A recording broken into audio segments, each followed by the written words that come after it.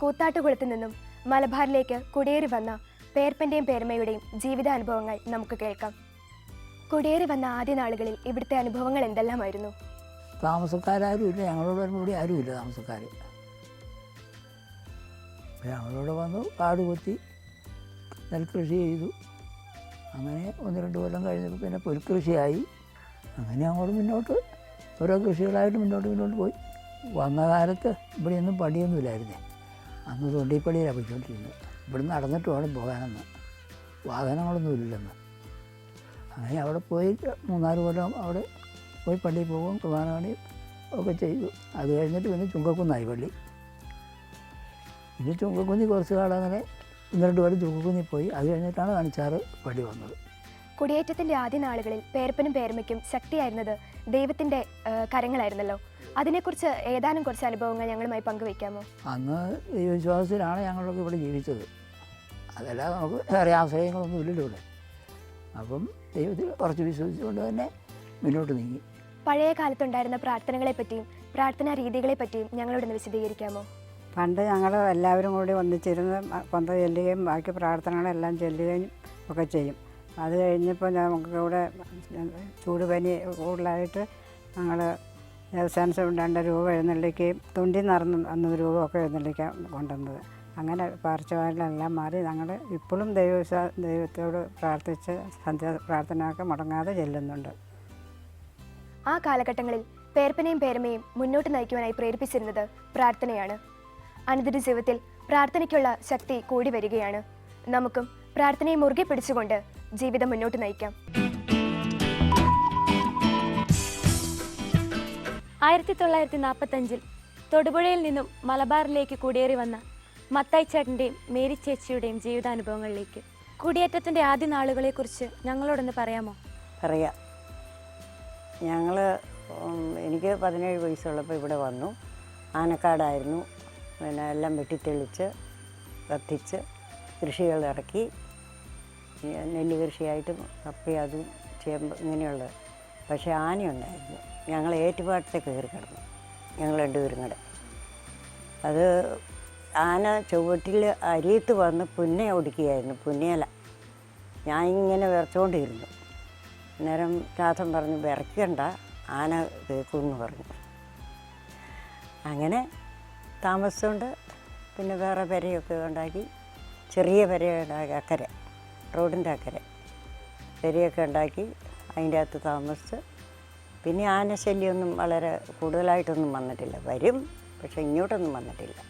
പ്രാർത്ഥനയെന്ന് പറഞ്ഞാൽ ഞങ്ങൾ കൊന്തയിലിന് ചെല്ലും, അല്ലാതെ പ്രത്യേകമായിട്ടുള്ള പ്രാർത്ഥന ഇല്ല. അന്ന് പള്ളിയിൽ പോകുമായിരുന്നു. പള്ളി ഞങ്ങൾക്ക് തൊണ്ടിയിൽ നടന്നു പോകും. തൊണ്ടി ഇവിടുന്ന് പന്തമൊക്കെ കത്തിച്ച് പള്ളി പോയ സമയങ്ങളുണ്ട്. അപ്പോൾ ഇവിടുന്ന് നടന്നിട്ട് തൊണ്ടി വരെ നടക്കും. അവിടെ 7:45 കുർബാനയ്ക്ക് കയറും. അതിന് മുമ്പേ എത്തും. ചിലപ്പോൾ അത് കഴിഞ്ഞായിരിക്കും. അതിപ്പോൾ ഇപ്പോഴൊന്നും പറയാൻ പറ്റിയല്ല. അങ്ങനെ പോയി കുർബാനയൊക്കെ കാണും. ഇവിടെ പള്ളിയൊന്നുമില്ല. പിന്നെയുള്ളത് ചുങ്കക്കുന്നേല. കുടിയേറ്റത്തിൻ്റെ ആദ്യ നാളുകളിൽ ദൈവവിശ്വാസം എത്രത്തോളം നിങ്ങളെ ഇവിടെ പിടിച്ചു നിൽക്കാൻ സഹായിച്ചു? ദൈവവിശ്വാസം ഉള്ളതുകൊണ്ടാണല്ലോ ഞങ്ങൾ ഇങ്ങനെ പിടിച്ചു നിന്ന് പോകുന്നത്, ഇത്ര ആയത്. ഇല്ലെങ്കിൽ നമുക്ക് സാധിക്കില്ലല്ലോ. അവിടെ നിന്ന് പോരുമ്പോൾ ഞങ്ങൾക്ക് ആകെ ഭയമായിരുന്നു. ഞങ്ങൾ വരുന്നില്ല നാട്ടിൽ നിന്നൊക്കെ പറഞ്ഞതാണ്. പിന്നെ എൻ്റെ അപ്പൻ സമ്മതിച്ചില്ല.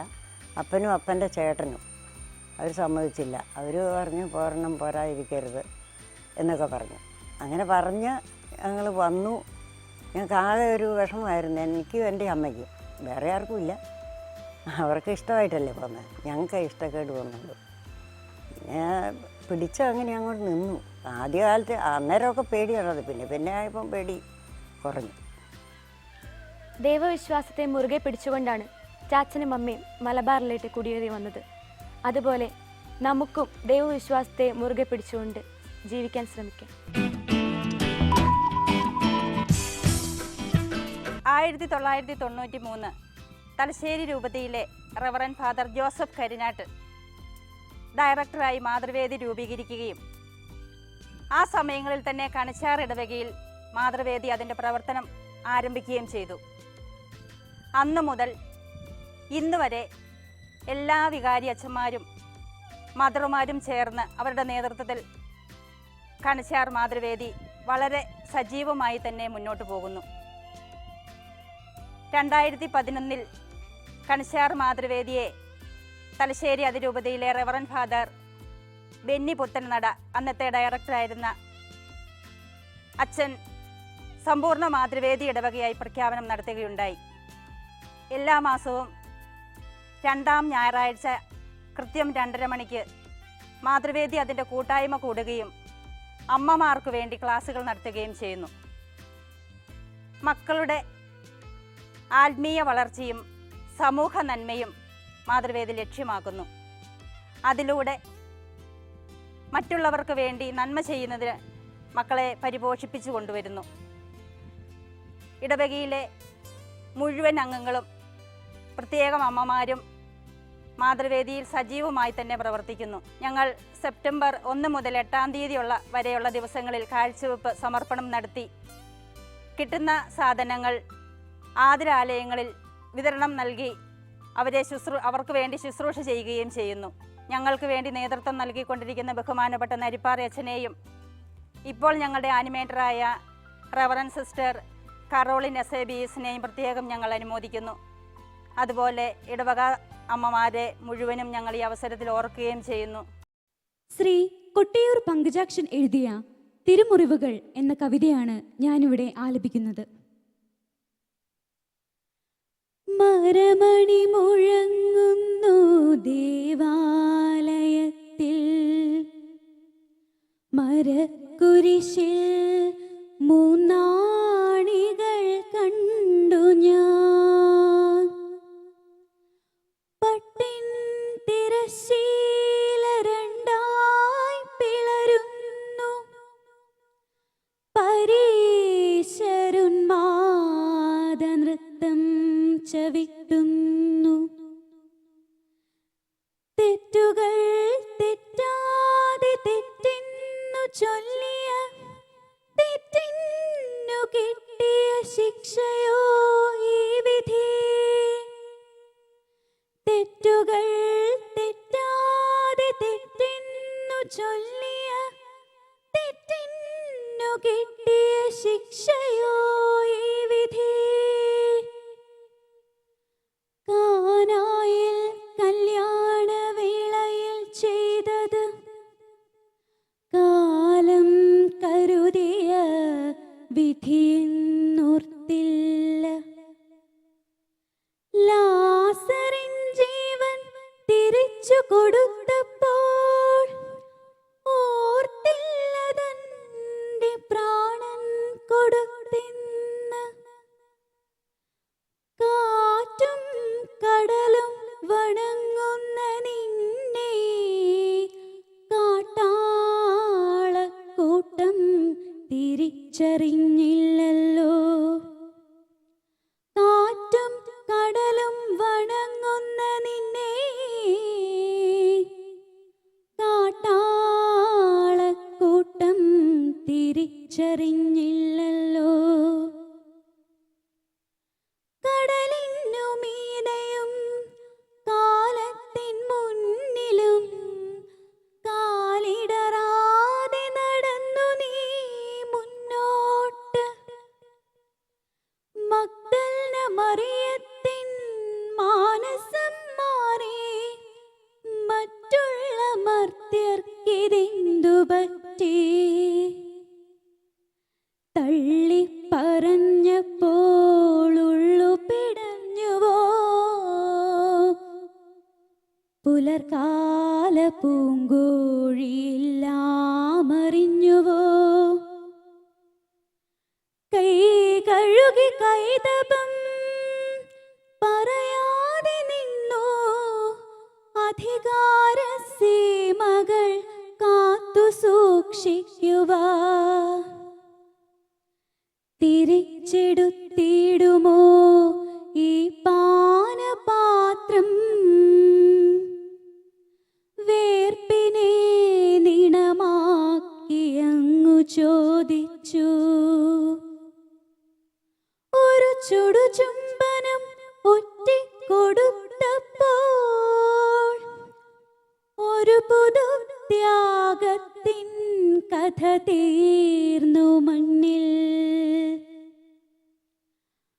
കണ്ണുനീർ തൂകാതിരിക്കണമെനിക്കായി കരയുക നിന്നെ കുറിച്ചോർത്തു മാത്രം. മുൾമുണി മുന കൊണ്ട് മുറിഞ്ഞ ശിരസ്സിനാൽ ഉൾക്കനം മാറ്റുവാനോദിയെന്നോടവൻ. മൂന്നാണി താങ്ങിയ ആ തിരുമേനിയിൽ നാലാ പാപങ്ങൾ മൂന്നാണി താങ്ങിയ ആ തിരുമേനിയിൽ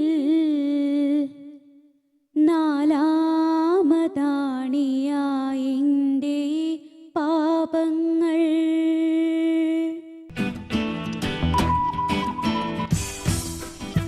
1997 ഡിസംബർ 27-ന് കണിച്ചാറിൽ KCM രൂപീകൃതമായി. കണിച്ചാർ ഇടവകയിൽ ഇപ്പോൾ 150-ലേറെ അംഗങ്ങളാണുള്ളത്.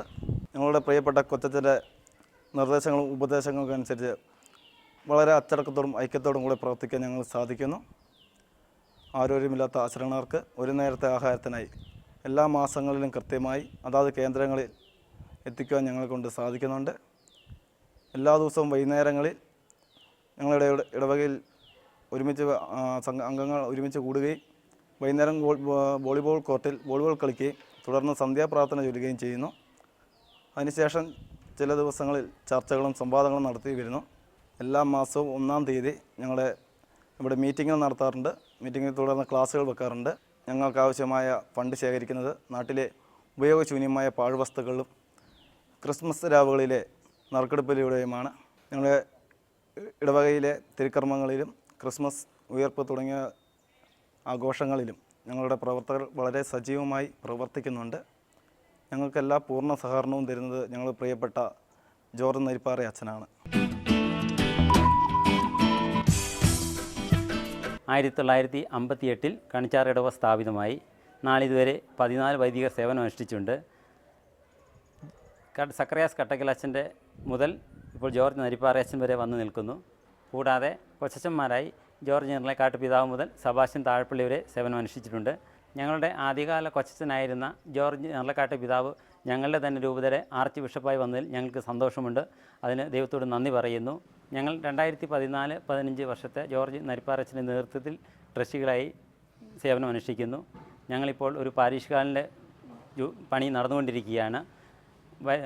മൊത്തത്തിൽ ഇടവകയ്ക്ക് 15 ഏക്കർ സ്ഥലമുണ്ട്. ഞങ്ങളുടെ വരുമാന മാർഗം കശുവണ്ടി, റബ്ബർ, തേങ്ങ, മറ്റ് ഇടവക ഞായറാഴ്ചത്തെ പിരിവ്, ഇതാണ് ഞങ്ങളുടെ വരുമാന മാർഗം.